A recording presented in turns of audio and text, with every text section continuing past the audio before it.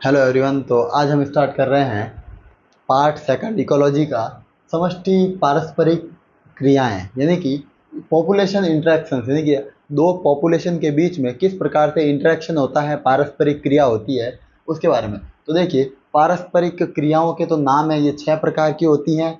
और जाति ए और जाति बी, यानी कि दो अलग अलग जातियों को, दो अलग अलग प्रजातियों को, दो अलग अलग पॉपुलेशन को, दो अलग अलग समष्टि को एक दूसरे से क्या मिलेगा। ठीक है, अब देखिए, प्लस का तो अर्थ क्या है, लाभ। प्लस का अर्थ क्या है, लाभ। माइनस का अर्थ क्या है, हानि। और जीरो का अर्थ क्या है, कोई प्रभाव नहीं, नो इफेक्ट, इस पर कोई प्रभाव ही नहीं पड़ेगा। ठीक है, चलिए बात करते हैं सहोपकारिता, म्यूचुअलिज्म। म्यूचुअलिज्म एक ऐसी जाति है जिसमें प्लस प्लस दोनों जातियों को एक साथ रहने से क्या मिलेगा भाई, लाभ।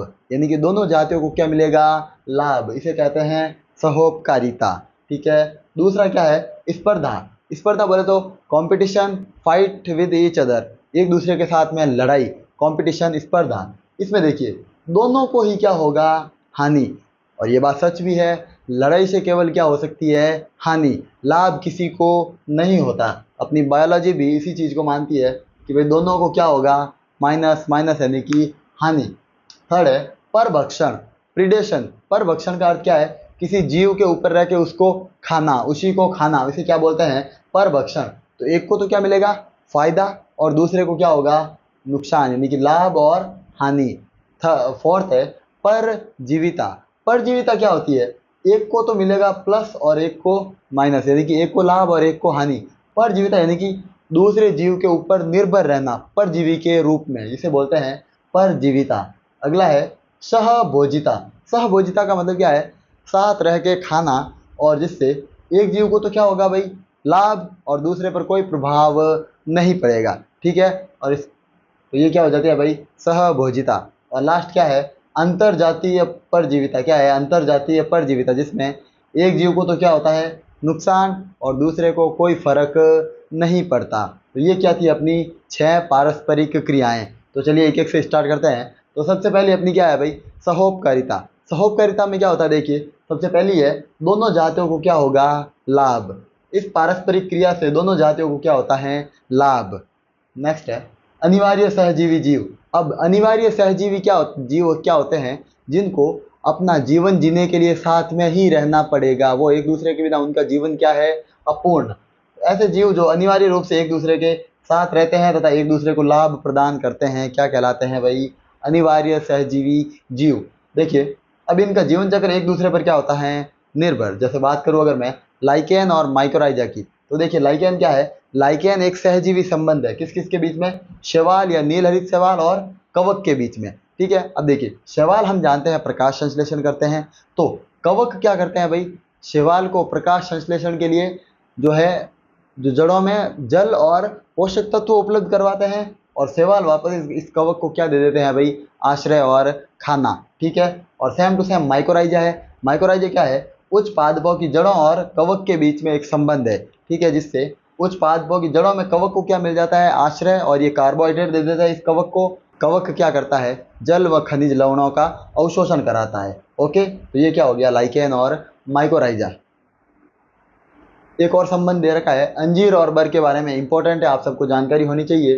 अंजीर के पेड़ों की वो कई जातियां केवल किससे परागित होती हैं, अपने साथी बर की जाति से ही।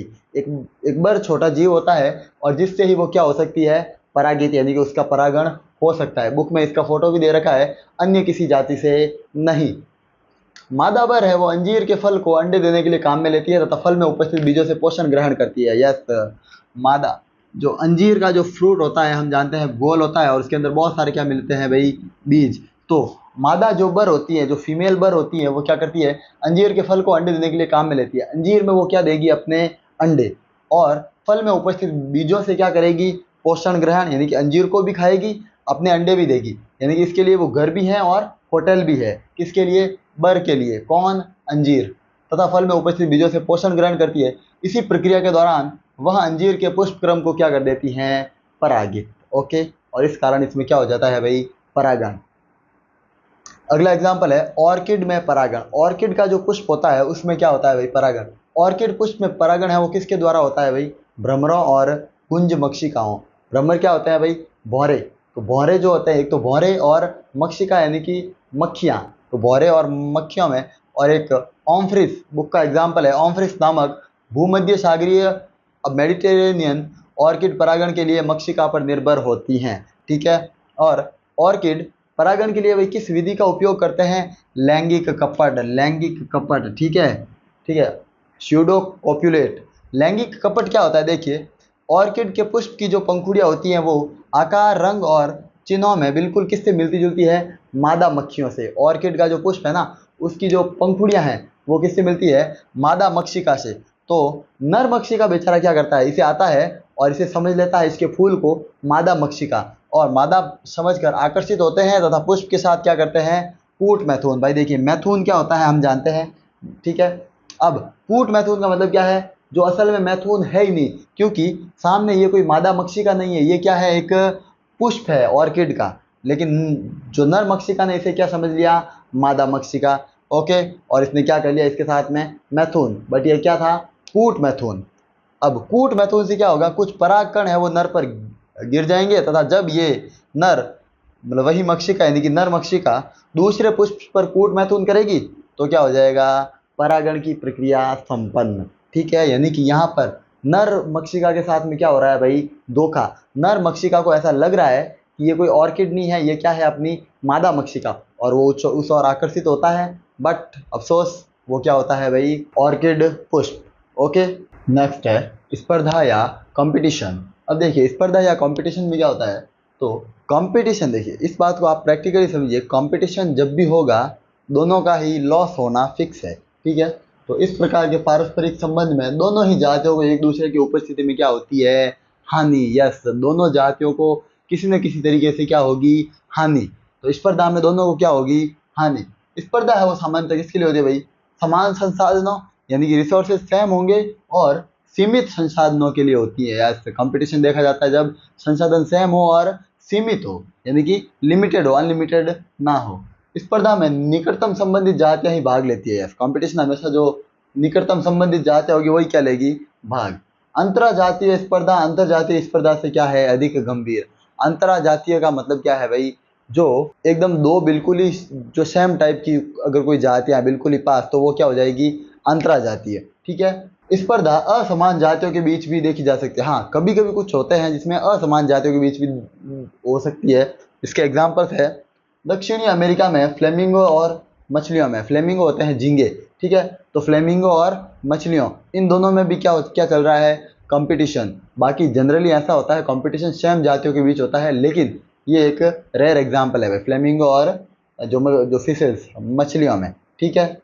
पारिस्थितिक निकेत या इकोलॉजिकल निशे। अब इकोलॉजिकल निशे क्या होता है? देखिए, इसका तात्पर्य है कि एक जीव विशेष वातावरण में कैसे क्रियात्मक अनुक्रिया, क्रियात्मक अनुक्रिया का मतलब होता है फंक्शनल रोल, यानी कि अगर आप इस वातावरण में रहने के लिए किस प्रकार से अपना फंक्शनल रोल कर रहे हो, यानी कि आप क्या खा रहे हो, क्या पी रहे हो, कैसे रह रहे हो उस एरिया में, उन सबको मिला के आपका क्या बन जाएगा? निशे। तो देखिए, जीव किस प्रकार पर्यावरणीय घटकों को सहन करता है और किस प्रकार संसाधनों का उपयोग करता है, उस पूरे को अपन मिलाकर क्या कहेंगे भाई? इकोलॉजिकल निशे या पारिस्थितिक निकेत। अब है नेक्स्ट गॉसे का स्पर्धी अपवर्जन नियम। अब एक साइंटिस्ट आए थे गॉस, उन्होंने दिया था एक स्पर्धी अपवर्जन नियम। ये नियम क्या कहता है भाई? इस नियम अनुसार समान जाति या समान सीमित संसाधनों के लिए स्पर्धा करती हैं तो वह जीवित नहीं रह पाएगी। जी, गौसे साहब ने आकर बहुत ही अच्छी बात बताई कि अगर सेम जातियां हैं और सेम रिसोर्सेज या सेम संसाधनों के लिए लड़ती हैं तो वो ज़्यादा दिन तक जीवित नहीं रह पाएगी। ठीक है। और स्पर्धी रूप से श्रेष्ठ जाति है वो कमजोर जाति को क्या कर देगी? नष्ट। ये भी अच्छी बात है। जो जाति श्रेष्ठ है, कमजोर नहीं है, श्रेष्ठ है स्पर्धी रूप से, कम्पिटिटिव रूप से, वो क्या करेगी? कमजोर जाति को नष्ट, पूरा उसका सफाया। हाँ, अब इस स्पर्धी अपवर्जन जो नियम है केवल सीमित संसाधनों के लिए लागू होगा। इसका एक एग्जाम्पल है, देखिए गैलापागोस आइलैंड है एक, जिसे कहते हैं अभी गैलापागोस द्वीप। इस पर बकरियां लाने से केवल 10 सालों में ही जो कछुए थे, एबिंगडन कछुए, एग्जाम्पल्स के नीचे मैं अंडरलाइन कर रहा हूँ, गैलापागोस द्वीप पर क्या लेके आए? बकरियां, और जिससे 10 से 1 सालों में ही कौन नष्ट हो गए? पूरे एबिंगडन कछुए। एबिंगडन, ठीक है, एबिंगडन कछुए विलुप्त हो गए। और इसका कारण क्या था? बकरियों की चारण क्षमता अधिक। बकरियां इतनी फास्ट चरती है कि कछुओं के लिए कुछ नहीं छोड़ती, इसीलिए वहां से कछुओं को क्या होना पड़ा? विलुप्त। एक अगला एग्जाम्पल है, स्कॉटलैंड के चट्टानी तटों पर, एक स्कॉटलैंड का एग्जाम्पल दे रखा है, तटों पर बड़े व उत्तम बार्नेकल बैलेनस, क्या लेके आए भाई? बार्नेकल बैलेनस एक जीव है, तो बार्नेकल बैलेनस ने छोटे बार्नेकल बैलेनस को निकाल दिया। तो जो बड़े थे वो जी गए, वो सब कुछ खाते पीते, छोटों को वहां से भगा दिया, निकाल दिया। ठीक है, ऑब्वियसली जब भी कंपटीशन होगा तो ऐसा ही होगा, जो बड़े और उत्तम होंगे, श्रेष्ठ होंगे, वो छोटों को क्या कर देंगे? वहां से भगा देंगे। अभी अगर मेरे को एक बस में कोई सीट चाहिए तो मैं क्या करूंगा? अगर कोई छोटा है तो उसको चल हट भाई, और मैं बैठ जाऊंगा। वही तो ये चीज क्या होती है? कंपटीशन। नोट, स्पर्धा या कंपटीशन से मांसाहारी की अपेक्षा शाकाहारी और पादप अधिक प्रभावित होते हैं। यस, देखिए मांसाहारी जीव होते हैं जो, उनके पास भागने का भी ऑप्शन है, लेकिन शाकाहारी और जो पादप होते हैं, पादप तो कहाँ ही भागेंगे। ठीक है, इसलिए वो ज़्यादा प्रभावित होते हैं, शाकाहारी और पादप। अगला है परभक्षण या प्रिडेशन।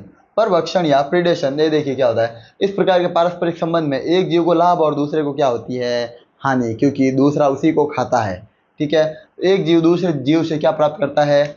आश्रय और पोषण। क्या क्या प्राप्त करता है भाई? आश्रय तथा पोषण। ठीक है, यानी कि एक जीव दूसरे के ऊपर निर्भर रहेगा, उसे ही पूरा खाएगा, इसे बोलते हैं परभक्षण। आश्रय और पोषण।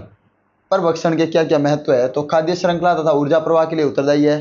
ठीक है, खाद्य श्रृंखला बोले तो फूड चेन, जो जीव एक दूसरे पर निर्भर रहते हैं खाने के लिए। ठीक है, जैसे कि मेंढक है, मेंढक को सांप खाता है, सांप को बाज खाता है, वो सारी एक फूड चेन बनती है, हम जानते हैं, और नेक्स्ट चैप्टर में अपन इसमें पढ़ने वाले भी हैं। और ऊर्जा प्रवाह, ऊर्जा प्रवाह क्या है? एक जीव से दूसरे जीव को आगे क्या मिलती है? ऊर्जा, इसे बोलते हैं ऊर्जा प्रवाह। ये भी है अपने टेस्ट अगले चैप्टर में। शिकार समष्टि को नियंत्रण रखते हैं। शिकार समष्टि बोले तो जो प्रे पॉपुलेशन होती है, जो आगे शिकार करती है, उसको भी क्या रखते हैं? ये नियंत्रित, परभक्षण के कारण। और शिकार समष्टि में स्पर्धा को कम कर देते हैं, कंपटीशन को कम कर देते हैं, और उनकी विविधता को बनाए रखते हैं। ये सब किस कारण है भाई? परभक्षण के कारण। ओके, अब एक नोट देखते हैं।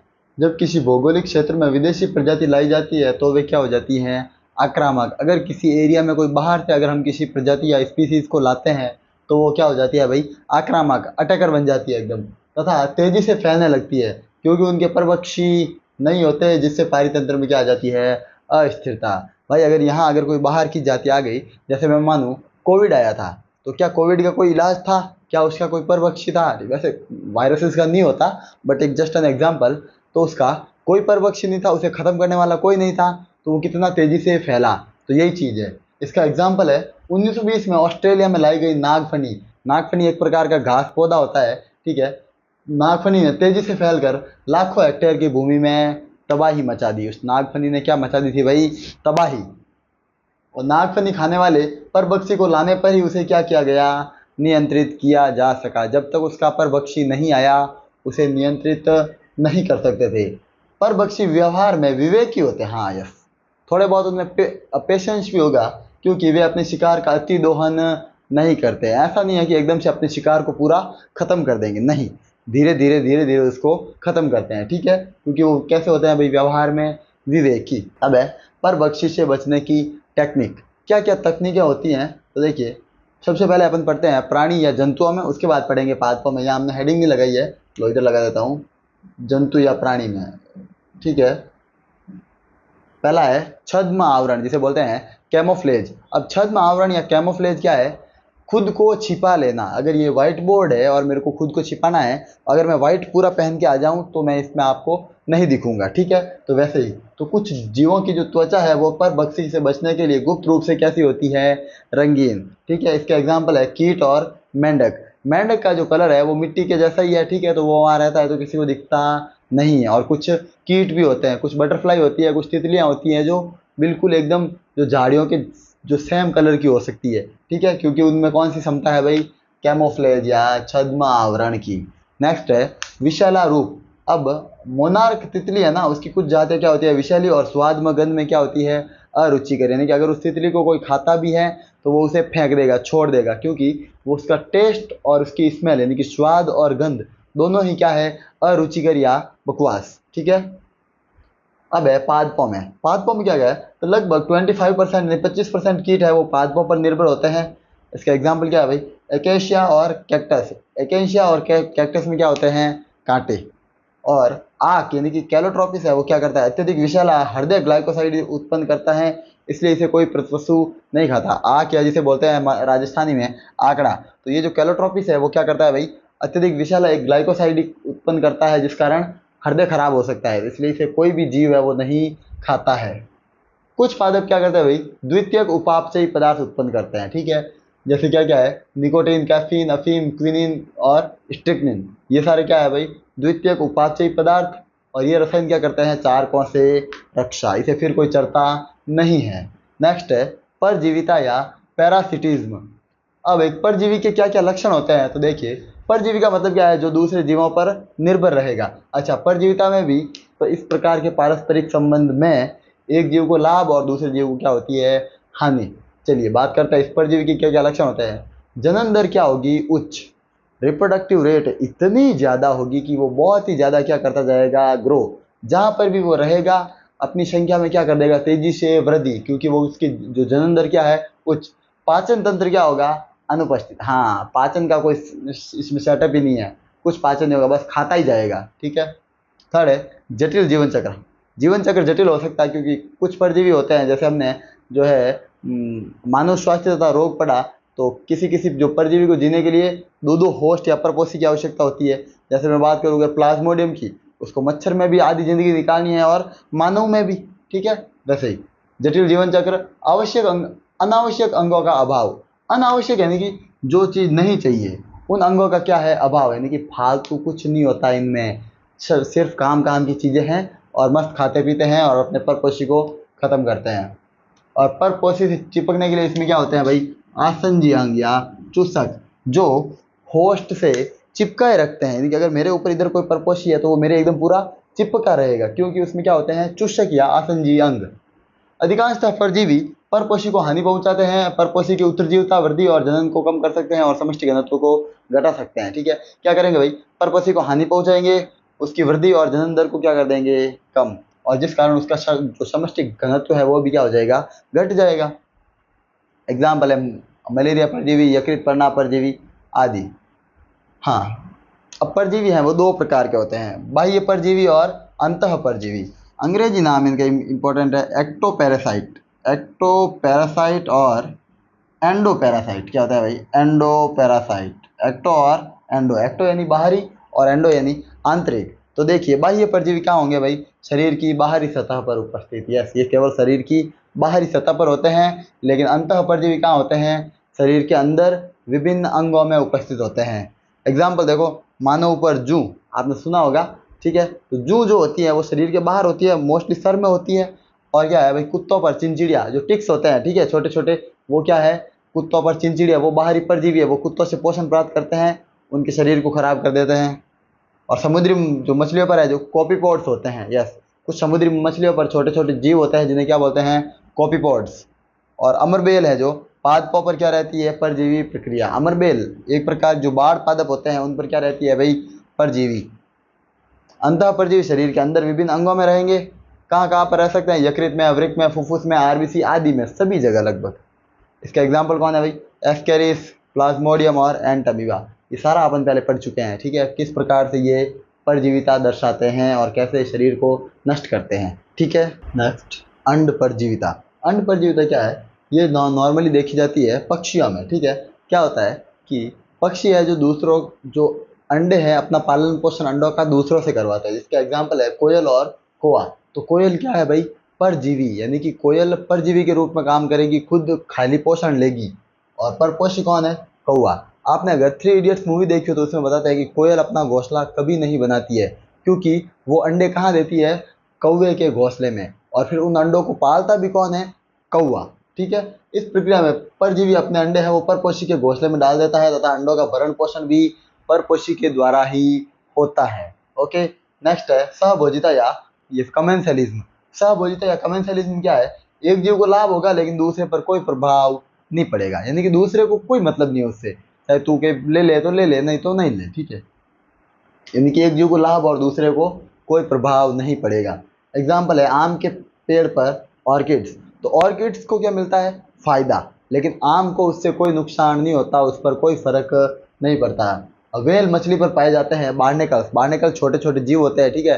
अब वो व्हेल के ऊपर रहते हैं, लेकिन व्हेल को इससे कोई नुकसान नहीं होता, कोई प्रभाव नहीं पड़ता। चारण पशुओं पर बगुले, और जो समुद्री एनिमोन है, जो सी एनिमोन, उस पर क्लाउन मछली, ठीक है। तो क्लाउन मछली को क्या मिल जाता है भाई, फ़ायदा, और इस समुद्री एनिमोन पर कोई फ़र्क नहीं पड़ता, कोई प्रभाव नहीं पड़ता।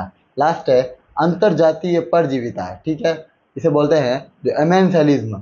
इसमें देखिए क्या होगा, इसमें एक जीव को तो होगा नुकसान, लेकिन दूसरे पर कोई फर्क नहीं पड़ेगा, ठीक है।